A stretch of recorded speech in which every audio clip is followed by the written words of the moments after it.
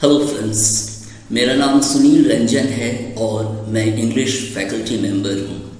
अभी मैं आपके लिए यह जो वीडियो लेकर आया हूँ इसमें रास्ता पूछने के बारे में इंग्लिश में सेंटेंसेस दिए गए हैं और जैसा कि आप देख रहे हैं लर्न वेल स्पीक वेल। तो लाइफ में पॉजिटिव रहना चाहिए, अच्छी तरह सीखना चाहिए और अच्छी तरह बोलना चाहिए। तो इसी को इंग्लिश में यहाँ लिखा हुआ है, आप देख रहे हैं लर्न वेल स्पीक वेल और नीचे है आस्किंग डायरेक्शन। तो जाने का रास्ता पूछना।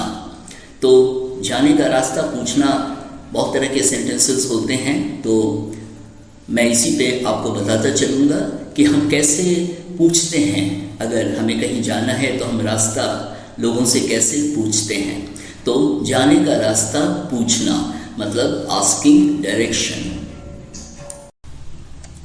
तो दोस्तों, जैसा कि आप देख रहे हैं यह सेंटेंस नंबर 1 है और यहाँ पे लिखा हुआ है पुलिस स्टेशन कहाँ है, और इसको हम कहते हैं where is the police station.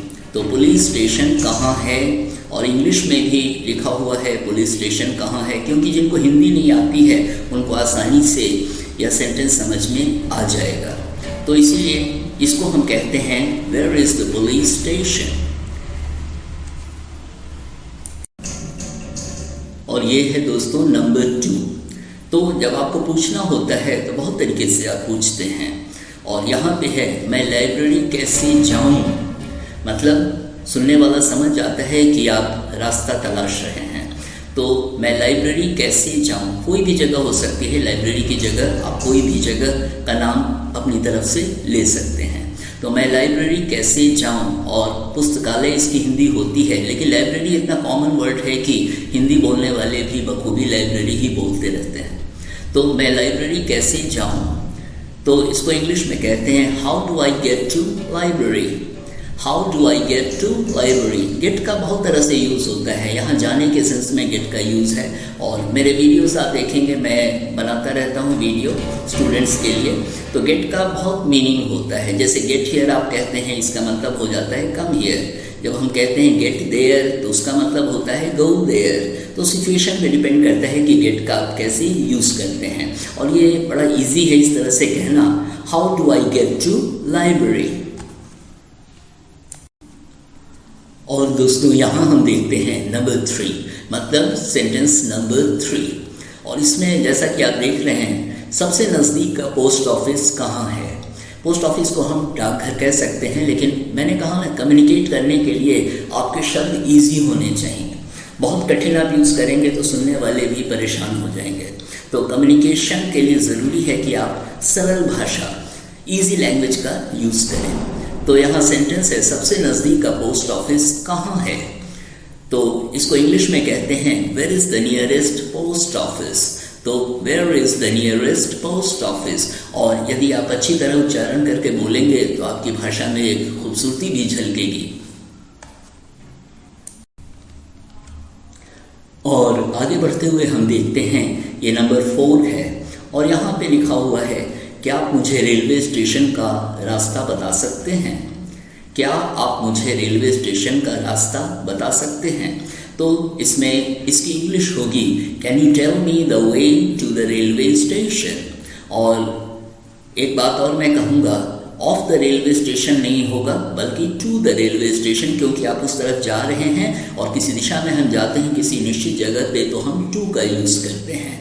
और जब केवल दिशा है लेकिन निश्चित नहीं है तो हम टूवर्ड्स का यूज़ करते हैं। तो बीच बीच में मैं बताता रहता हूँ, इससे क्या होगा कि आपको क्लियर आइडिया मिलता चलेगा सेंटेंस स्ट्रक्चर का इंग्लिश में, और प्रीपोजिशन का भी आप सही यूज़ समझ पाएंगे।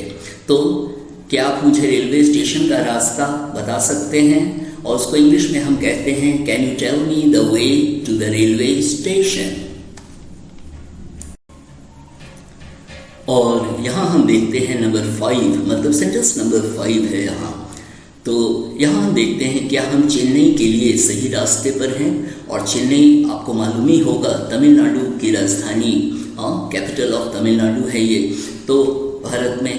क्या हम चेन्नई के लिए सही रास्ते पर हैं, तो इसको हम इंग्लिश में कहेंगे are we on the right road for Chennai.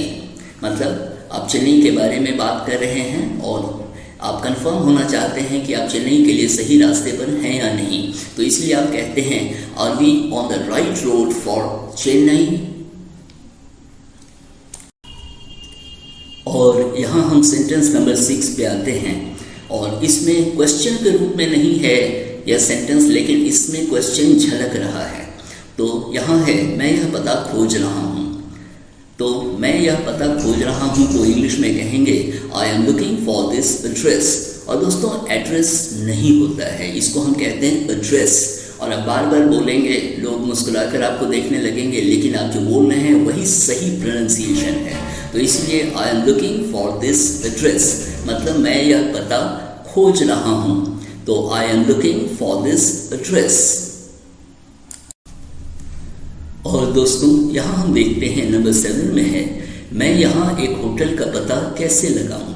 या तो आप अपने आप से पूछते हैं, आपके दिमाग में यह बात आती है, आप सोचने लगते हैं, या फिर आप किसी से कहते भी हैं मैं यहाँ एक होटल का पता कैसे लगाऊं। तो ये कहने का अपना अपना अंदाज होता है। कितनी बार सवाल जो आप करते हैं वह आपकी बातों में ही झलकने लगता है। तो इसको इंग्लिश में हम कहेंगे how do I find a hotel here. तो how do I find a hotel here, तो मैं यहाँ एक होटल का पता कैसे लगाऊं, इस तरह से हम कह सकते हैं। और दोस्तों अब ये है सेंटेंस नंबर 8 और आप देख रहे हैं यहाँ लिखा हुआ है एक्सक्यूज मी मैं कनॉट प्लेस कैसे जा सकता हूँ। और एक और बात मैं कहना चाहूँगा कि हम एक्सक्यूज मी नहीं कहते हैं, हम कहते हैं एक्सक्यूज मी। आप बार बार बोलेंगे तो आपकी इंग्लिश में एक फ्लेवर आ जाएगा, एक कलर आ जाएगा और आपकी इंग्लिश बहुत अच्छी हो जाएगी। तो एक्सक्यूज मी मैं कनॉट प्लेस कैसे जा सकता हूँ, तो वही यहाँ दिया हुआ है excuse me how can I go to Connaught Place. और कनॉट प्लेस दिल्ली में एक जगह है, वो हार्ट ऑफ दिल्ली है, दिल्ली के बीचों बीच है। तो यहाँ पे सेंटेंस है excuse me how can I get to Connaught Place, मतलब मैं कनॉट प्लेस कैसे जा सकता हूँ। और दोस्तों अब हम आते हैं नंबर 9 पे। तो यहाँ आप देख रहे हैं एक्सक्यूज मी कि आप मुझे नज़दीक के किसी ATM कियोस्क जाने का रास्ता बता सकते हैं। और ATM बूथ जो होता है उसके लिए एक वर्ड है कियोस्क, इसीलिए मैंने कियोस्क वर्ड यहाँ यूज़ किया है। तो एक्सक्यूज मी क्या आप मुझे नज़दीक के किसी ATM कियोस्क जाने का रास्ता बता सकते हैं।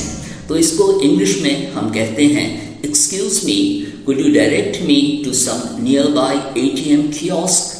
मैं फिर से बोलता हूँ excuse me would you direct me to some nearby ATM kiosk.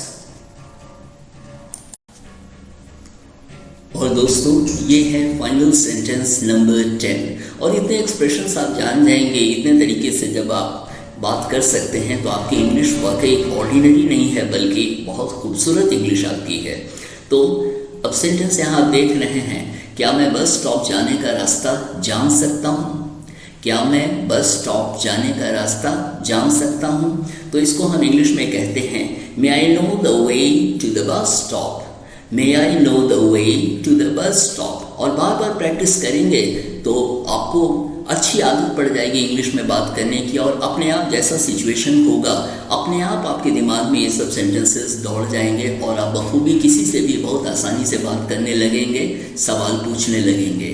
तो अभी के लिए इतना ही, और अगले वीडियो में मुझे उम्मीद है आपसे फिर मुलाकात होगी। एक बात और मैं कहना चाहूँगा कि मेरे चैनल में बहुत सारे वीडियोज़ हैं और केवल इसी तरह के वीडियोस नहीं है बल्कि और भी लैंग्वेज रिलेटेड वीडियोस हैं, पर्सनालिटी डेवलपमेंट वीडियोस हैं, तो करियर ग्रोथ वीडियोस हैं। तो आप देखेंगे तो आपको बहुत कुछ सीखने जानने को मिलेगा और आपकी लाइफ में काफ़ी चेंज आएगा, ऐसा मेरा मानना है।